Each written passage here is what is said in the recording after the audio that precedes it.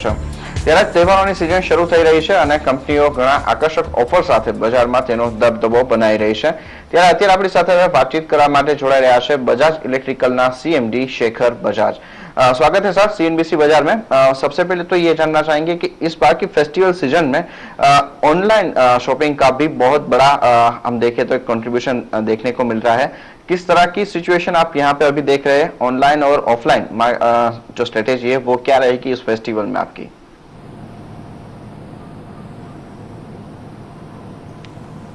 मैंने मानना है कि जहाँ तक कि मार्केट प्लेस है उसमें कंज्यूमर जो है वो अच्छी प्रोडक्ट, अच्छी क्वालिटी और अच्छी आफ्टर सेल्स सर्विस चाहता है। उसको 2-3% एक्स्ट्रा डिस्काउंट से कोई फ़र्क पड़ता नहीं है। जो मार्केट सर्वे भी किया था online initially to get customer, उसके लिए फ्लिपकार्ट वगैरह ने एक्स्ट्रा डिस्काउंट्स दिए, जो अब देखा है कि एक्स्ट्रा डिस्काउंट से कोई सेल बढ़ता नहीं है। कई आइटम में हो सकता है कि आईफोन वगैरह ये जो होते हैं फ़ोन्स और टेलीकॉम में हो सकता है फ़र्क, पर कंज्यूमर ड्यूरेबल वगैरह में लोग चाहते हैं कि अवेलेबिलिटी अच्छी होनी चाहिए और प्रोडक्ट अच्छा होना चाहिए और आफ्टर सर्विस की सेटअप होना चाहिए। उस हिसाब से इवन जो ऑनलाइन फ्लिपकार्ट्स और अमेज़ॉन है, इन्होंने हमारे साथ अच्छा अरेंजमेंट किया है। प्राइस के लेके नहीं किया है, पर अवेलेबिलिटी और जहाँ तक कि रूरल मार्केट में भी माल मिल सके उसके हिसाब से उन्होंने किया है, क्योंकि हमारा जो सर्विस नेटवर्क है वो ऑल इंडिया नेटवर्क है और अगर कहीं भी कोई प्रोडक्ट कहीं से भी कोई ख़रीदे और प्रॉब्लम आएगी तो उसकी सर्विस की जवाबदारी हमारी है।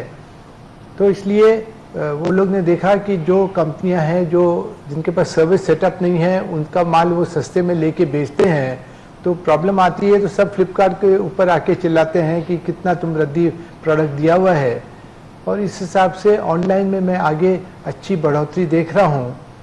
और जहाँ तक कि मार्केट है, एक तो जो पे कमीशन का पैसा अभी आ रहा है लोगों के पास, इस बार मानसून बहुत ही अच्छा रहा है, उसका भी पैसा आएगा। और प्लस जो डायरेक्ट बेनिफिट चाहे गैस सब्सिडी वगैरह जो गवर्नमेंट डायरेक्टली कंज्यूमर को दे रही है जो बिलो द लाइन, वो जो है वो सब कन्वर्ट होगा इनटू बाइंग कंज्यूमर प्रोडक्ट और कंज्यूमर गुड।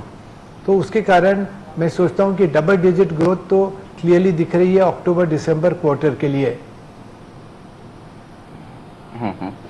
साथ ही सर आपकी कंपनी ने एक यहाँ नई प्रीमियम किचन रेंज अप्लायंसेस की लॉन्च की है, वहां पे किस तरह की ग्रोथ की उम्मीद हम रख सकते हैं?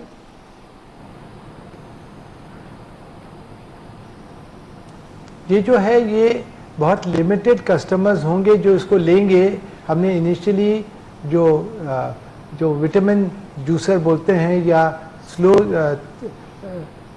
जिससे कि बेटर जूस, अच्छी क्वालिटी का जूस निकल सके, प्लस ब्रेड मेकिंग मशीन है, ये दोनों इंट्रोड्यूस किया है थ्रू ओनली amazon.in के साथ फर्स्ट 2 महीने में किया था। अब मार्केट में भी ऑफर कर रहे हैं। मैं नहीं एक्सपेक्ट कर रहा हूँ कि इसमें कोई मेजर कोई नंबर्स आएंगे, पर जो प्रीमियम कस्टमर बोल रहे हैं हमको ऐसी आइटम चाहिए, हमको फ्रेश ब्रेड चाहिए, तो उनके लिए ये अवेलेबल हो सकेगा। तो एक हम कंज्यूमर को उनके रिक्वायरमेंट के हिसाब से जो प्रोडक्ट चाहिए वो हम ऑफ़र कर रहे हैं। तो हमारा जो main bread and butter products हैं वही हमारे ज़्यादा बिकेंगे। Iron mixer, toaster, water heater, ये जितने भी हैं उन्हीं का फ्यूचर लॉन्ग टर्म उसमें कैसे अपग्रेड कर सकते, न्यू मॉडल जो है वो हमने इंट्रोड्यूस किए हैं और उसकी अच्छी क्वालिटी, अच्छी प्राइस, अच्छी सर्विस दे सके, उस हिसाब से डबल डिजिट ग्रोथ तो क्लियरली दिख रहा है। हम लोग ने जो एक कम्प्लीटली डिफरेंट मॉडल क्रिएट कर रहे हैं जो कि 1 साल और लगेगा पूरा इस्टेब्लिश होने में, और उसको जो हमारा डिस्ट्रीब्यूशन मॉडल है, नॉर्मली कंज्यूमर ड्यूरेबल जो स्मॉल वाले होते हैं वो होलसेलर के थ्रू जाते हैं। हमने देखा कि कस्टमर जो है वो चाहता है, जो डीलर है वो चाहता है, रिटेलर चाहता है कि उनके पास माल घर पे पहुंच जाए आराम से।